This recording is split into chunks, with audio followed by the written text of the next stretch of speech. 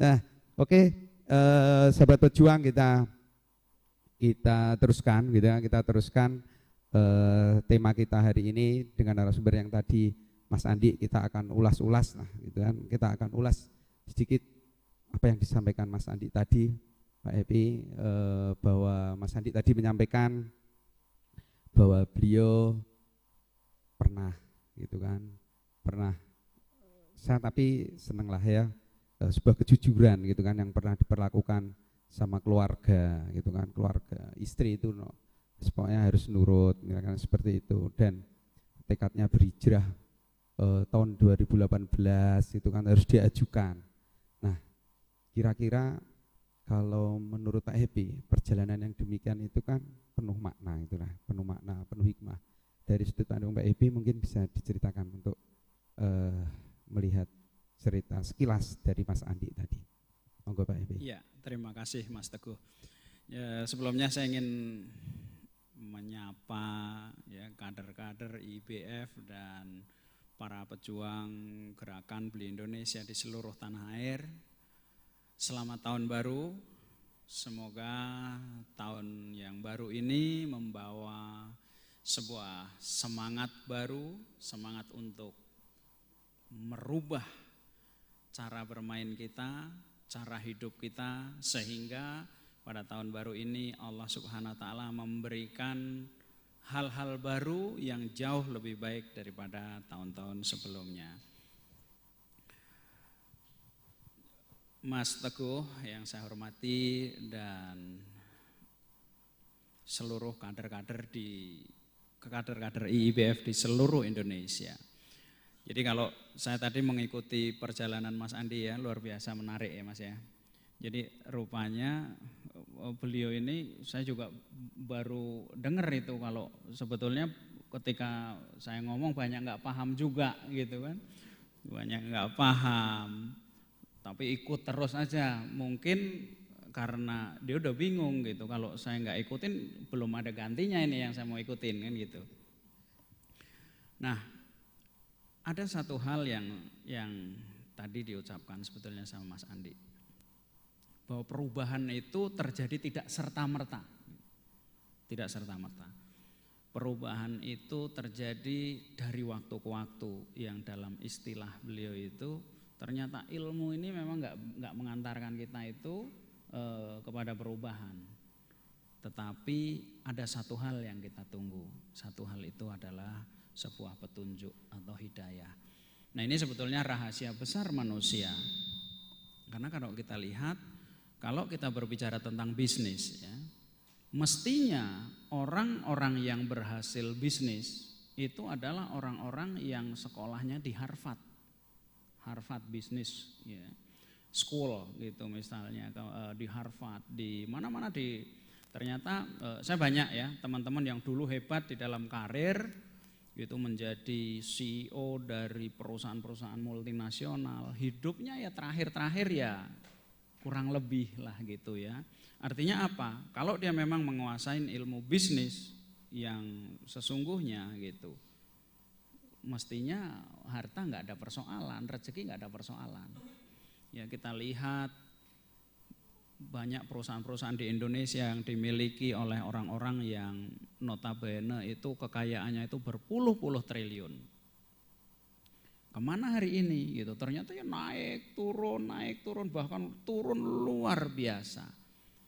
Pertanyaannya, apakah ilmunya tidak cukup? Gitu. Apakah pengalamannya tidak cukup? Ini pertanyaan, karena ini menjadi persoalan semua orang gitu, apalagi kita sebagai pebisnis ya. Maka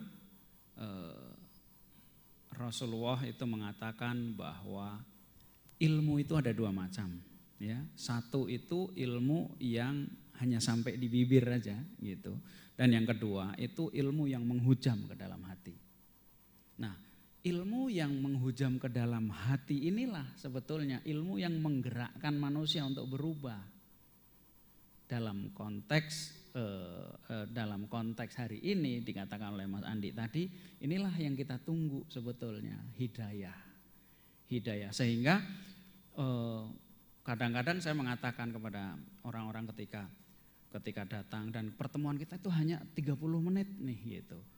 Tetapi dalam 30 menit itu kalau ada satu kalimat saja yang bisa menggerakkan Anda dan Anda berubah karena itu, maka cukuplah itu sebagai pengganti dari ilmu yang mungkin gitu sudah dipelajari oleh orang bertahun-tahun dengan buku yang begitu banyak, workshop yang begitu banyak gitu. Cukup untuk menggantikan karena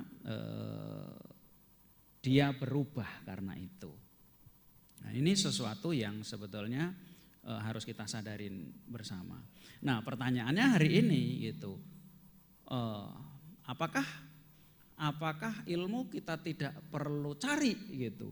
Ilmu perlu kita cari gitu, karena dengan kita mencari ilmu itu jangan-jangan hidayah itu juga ada di sana, gitu kan? Bagaimana kita melakukannya dan sebagainya. Tetapi ilmunya tuh nggak cukup tanpa hidayah. Itu pertanyaan yang pertama. Yang kedua gitu, bagaimana kita mendapatkan hidayah itu? Nah, ini sebuah pertanyaan besar yang di IIBF gitu. Kalau di IIBF itu kenapa sih gitu? IIBF itu memiliki 4 disiplin. Ya, disiplin yang pertama masih ingat nggak? Disiplin diri. Yang pertama kali gitu. Apa? Ya, menjadi pembelajar yang terbaik gitu. Nah, IIBF itu dari awal itu didesain itu bahwa IIBF itu adalah organisasi kader yang mana yang akan kita ciptakan itu kader gitu. Makanya dulu waktu awal-awal 2009 saya keliling tiap hari, ya kan? Tetapi makin lama gitu kan, kita makin punya, ada Mas Teguh di sini gitu kan. Ada Pak Aslam, ada di Lampung Pak Ulul, ya kan, ada di Makassar Pak Awal, semua di mana-mana gitu. Yang menyebabkan di daerah-daerah itu tidak harus menunggu presidennya nih gitu. Hari ini ya kan. Bahkan workshop dulu kita adakan keliling ke daerah. Sekarang alhamdulillah melalui workshop hanya ada di Jakarta. Itu pun ya cukup setahun itu 4 kali atau setahun 2 kali gitu kan. Nah, kader yang kita ciptakan. Nah, ini menjadi persoalan Mas, karena kadang-kadang orang ya pengen tahu, saya pengen ketemu itu dengan mbahnya gitu kan, dengan presidennya. Ya, kalau hari ini ada dari Wonogiri ya, gitu udah masuk. Mas siapa namanya? Mas Rohmat, SMS Pak Happy saya itu udah masuk IIBF begini begitu. Ini IIBF ini kan puluhan ribu orang ya gitu. Ya kan, yang bisa kita jawab gitu. Ya sudah, datang aja pas ke sini karena pengen ketemu itu. Cuman pengen salaman. Tadi udah salaman kan? Ya udah boleh pulang. Udah selesai berarti. Nah,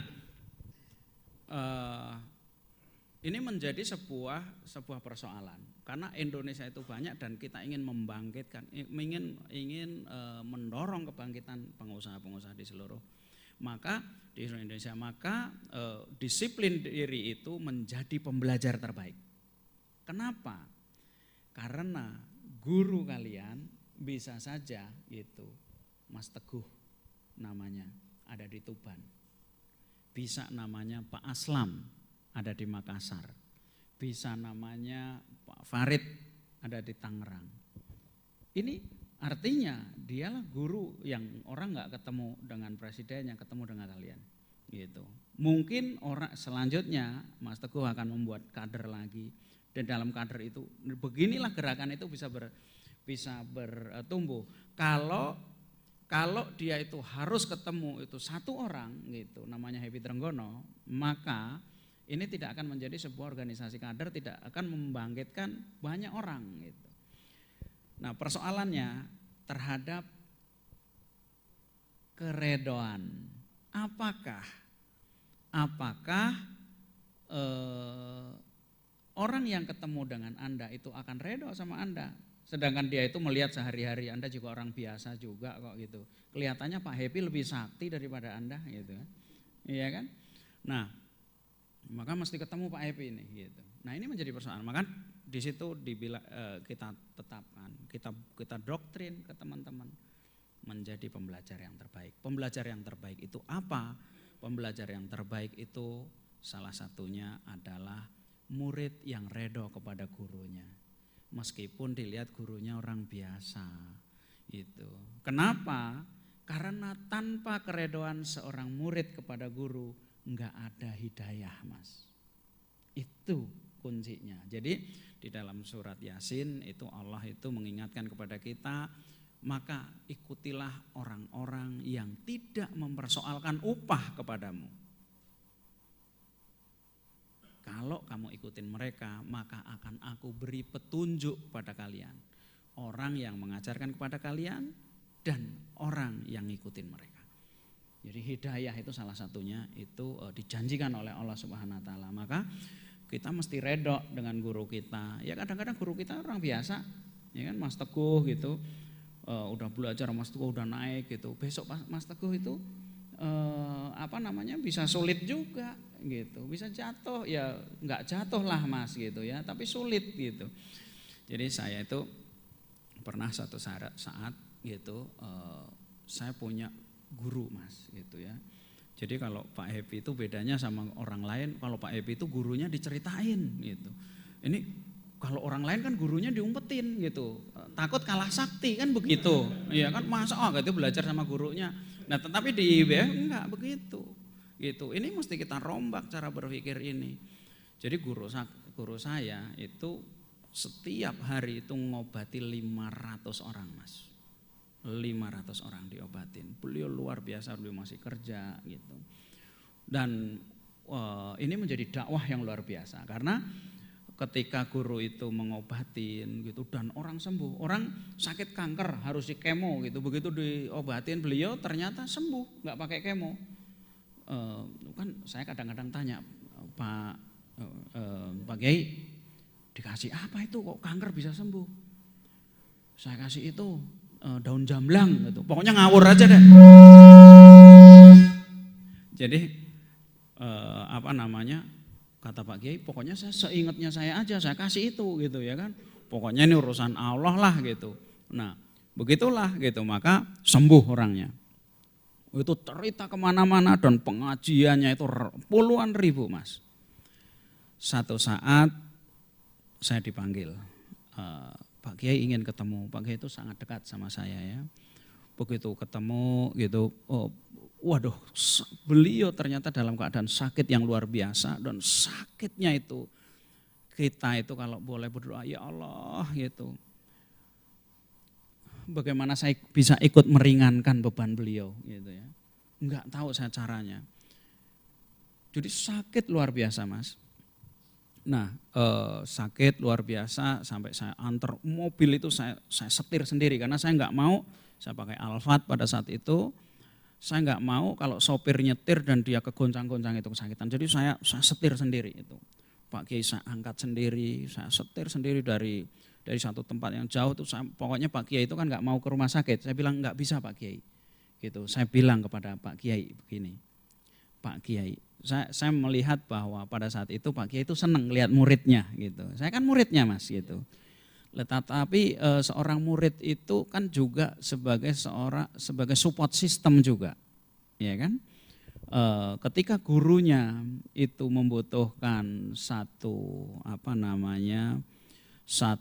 support ya kita support itu. Kita melakukan terbaik, bukan kita menggurui guru gitu bukan. Saya bilang sama Pak Kiai begini. Pak Kiai, dengan Pak Kiai sakit, saya kok belajar sesuatu Pak Kiai gitu.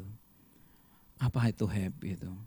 Ternyata Allah itu menciptakan manusia untuk tidak bisa menolong dirinya sendiri gitu. Buktinya Pak Kiai sakit sekarang gitu kan.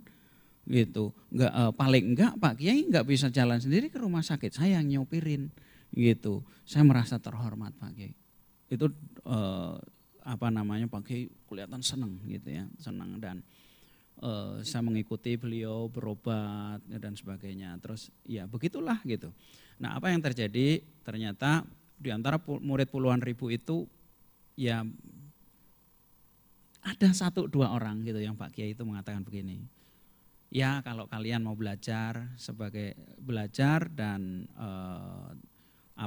ke saya gitu, ya inilah diri saya gitu. Kalau kalian dewasa, kalian redo, insya Allah Allah juga akan bimbing kalian. Tetapi kalau kalian nggak redo sama saya nggak bisa ngapa-ngapain. Jadi tetap aja ada 1-2 orang, Pak Kiai udah nggak sakti lagi gitu. Nah itu loh Mas. Jadi keredoan terhadap guru itu adalah sebuah prasyarat. Maka kalau di IBF saya, Anda juga termasuk semua teman-teman. Kenapa kok kita budayakan satu hal? Bukan kita budayakan, tetapi kita yakini bahwa kita ngajar orang, ya udah nggak usah mikirin upah gitu. Saya selalu mengatakan siapa yang bisa melakukan seperti ini? Kelasnya para nabi gitu. Jadi kalau Anda semua itu baca itu banyak kisah-kisah nabi itu Allah itu mengatakan dan mereka itu tidak meminta upah kepada kalian. Nah itu salah satu hubungan. Makanya kenapa kalau Mas Andi gitu ya, Mas Andi itu dapat hidayah, mudah-mudahan karena kita juga redok, kita nggak minta upah dan beliau juga redok, nggak paham ikutin aja, ya kan? Nah, insya Allah Allah akan perjalankan, akan berikan hidayah. Ya makanya kepada guru ini kalau saya ya redok-redok aja, saya kenalin guru saya ini loh gitu ya kan, gitu biar kalian tahu bagaimana orang itu diciptakan selain harus bisa menjadi murid terbaik, jadi menjadi guru terbaik. Bisa dipimpin, bisa memimpin gitu. Begitulah kehidupan kita. Jadi jangan sebagai pengusaha maunya memimpin aja, tapi nggak bisa dipimpin gitu. Nah, kalau menurut Gus Dur kan di atas langit ada langit, ya.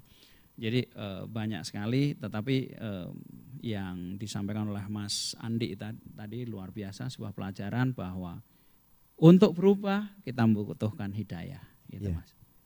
Pak Epi, yang tadi disampaikan Mas Andi juga ada yang beliau menyampaikan bahwa keluarga gitu kan. Ini kan keluarga pasti kan beliau juga melihat itu kan perubahan yang disampaikan gitu kan, disampaikan oleh istrinya, anaknya. Ini hubungannya dengan bisnis gitu. Kira-kira dengan bisnis itu seperti apa Pak Epi? Iya. IIBF itu ketika IIBF itu kan dikenal begini Mas. Kadang-kadang orang yang datang itu kan orang udah kadung babak belur. Itu sebelum babak belur itu ya enggak datang ke IIBF gitu kan. Kenapa? Karena ya masih merasa pinter. Orang kenapa sih jatuh? Bukan karena bodoh itu. Bukan karena merasa bodoh, karena merasa pinter itu. Nah, ketika merasa pinter ini susah semua masuk. Ketika mereka datang, saya selalu tanya gitu, selalu tanya tentang beberapa hal, ya. Salah satunya adalah tentang keluarga. Kenapa? Karena keluarga ini menjadi sebuah iceberg, Mas, sebuah puncak gunung es. Kalau Titanic itu pernah kan nabrak itu kata analis itu. Kalau orang-orang di Titanic itu melihat puncak gunung es itu 7 detik sebelumnya, itu Titanic selamat. Menurut perhitungan teknis kayak gitu. Gitu. Artinya apa? Hal yang kecil itu bisa berbahaya kalau nggak kita lihat. Kenapa? Karena puncak gunung es itu yang kelihatan cuman puncak, tetapi di dalamnya gunung es itu luar biasa gedenya. Nah, salah satu puncak gunung es itu adalah keadaan dengan keluarga gitu.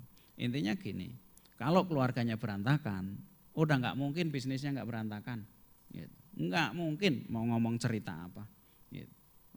Nah, kalau kita lihat tinjauannya, salah satu keluarga, di dalam keluarga itu ada siapa sih?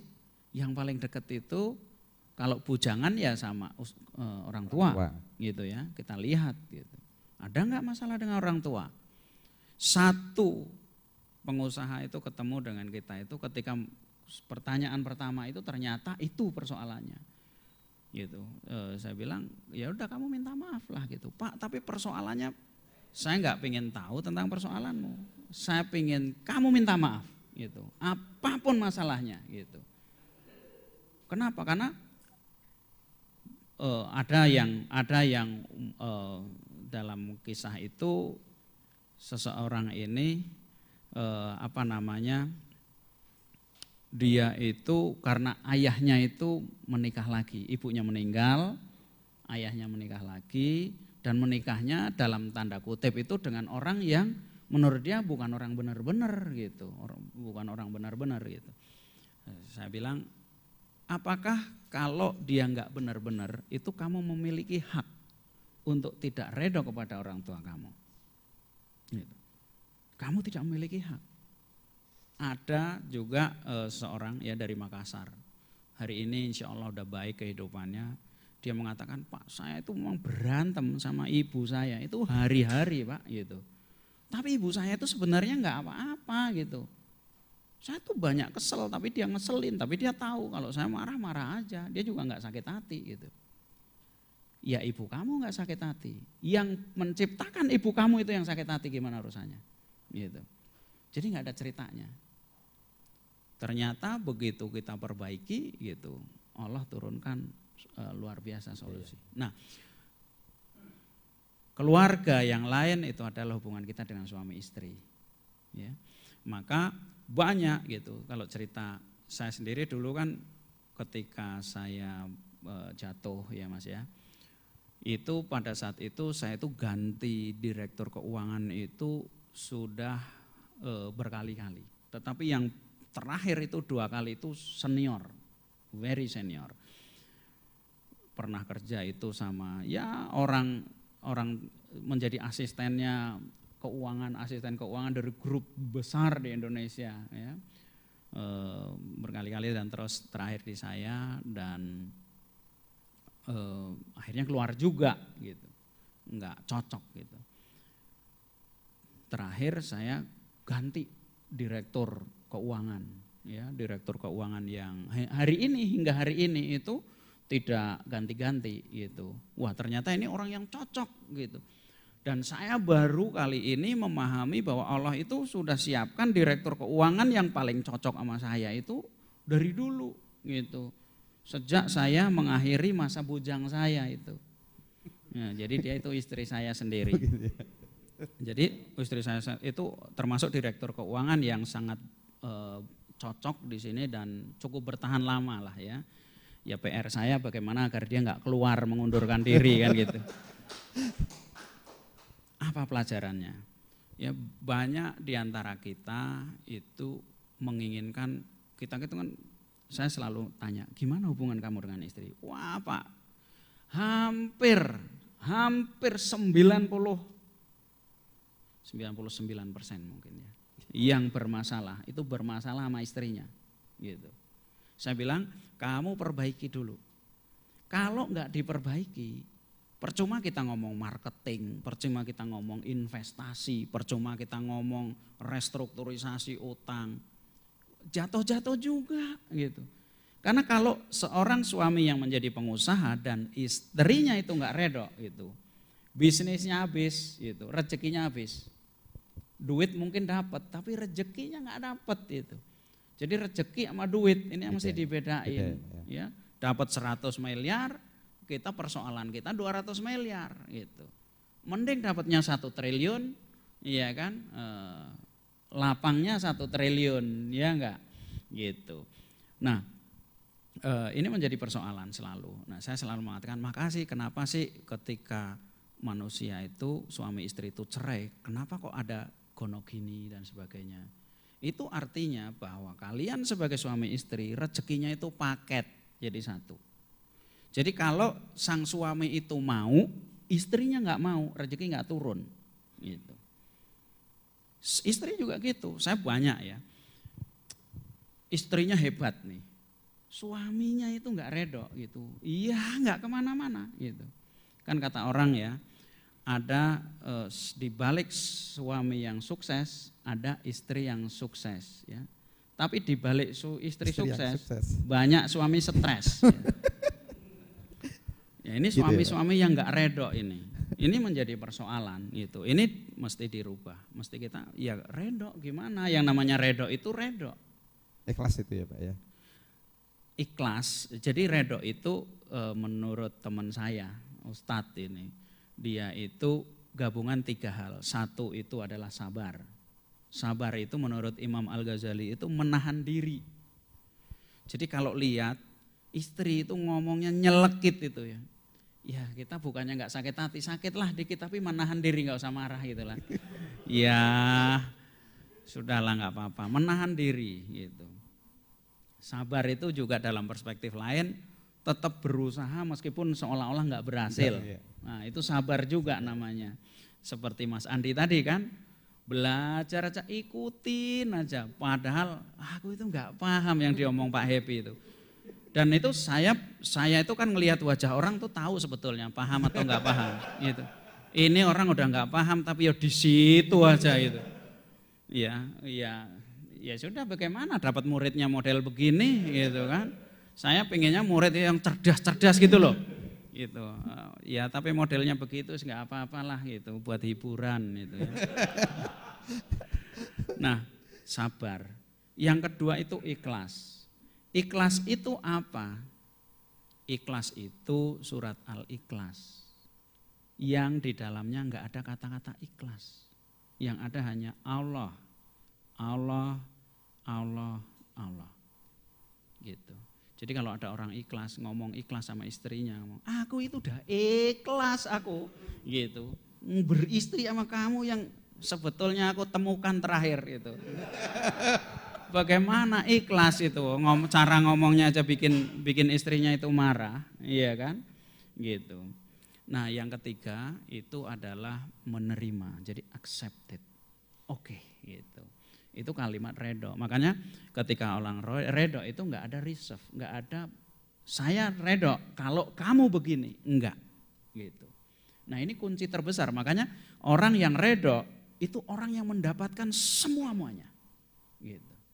Karena apa? Karena redo ini luar biasa. Kata Allah begini, seandainya ada seseorang yang tidak redo kepada kamu, tetapi kamu redo kepadanya, maka aku akan buat dia lebih redo kepadamu.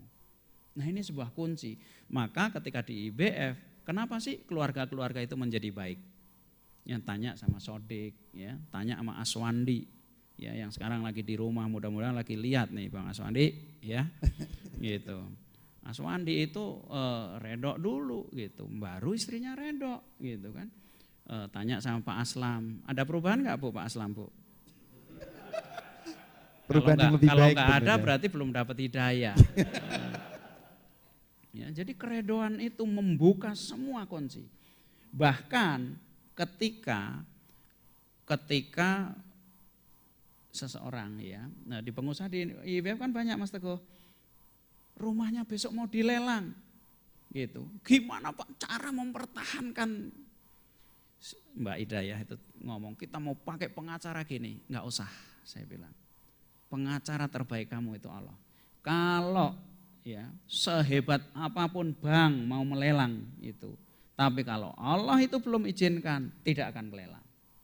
Tapi kalau gitu, Allah itu pingin itu dilepas, sehebat apapun kamu upayakan, enggak akan terjadi. Jadi apa yang harus dilakukan? Kuncinya ada di Allah. Kalau Allah redha maka selesai. Nah kamu harus redha dulu, bilang sama Allah, ya Allah kalau ini memang yang terbaik, urusanku di sisimu, gitu. Enggak ada urusannya, gitu. Dulu enggak punya rumah, ya Allah mudah-mudahan kalau rumah ini engkau ganti dengan yang lebih baik. Tapi tetap usaha gitu. Nah banyak teman-teman itu yang selesai justru karena itu. Oke, iya Pak Epi, ini waktunya juga sesi ini harus kita akhiri dulu Pak Epi. Baik. Nanti kita waktu-waktu kita ngobrol-ngobrol lagi lah nanti ya. Sahabat pejuang IBF yang masih masih nonton terus gitu kan, ngikuti nobar ini, kita akan ketemu dengan Pak Epi lagi setelah quote-quote berikut ini.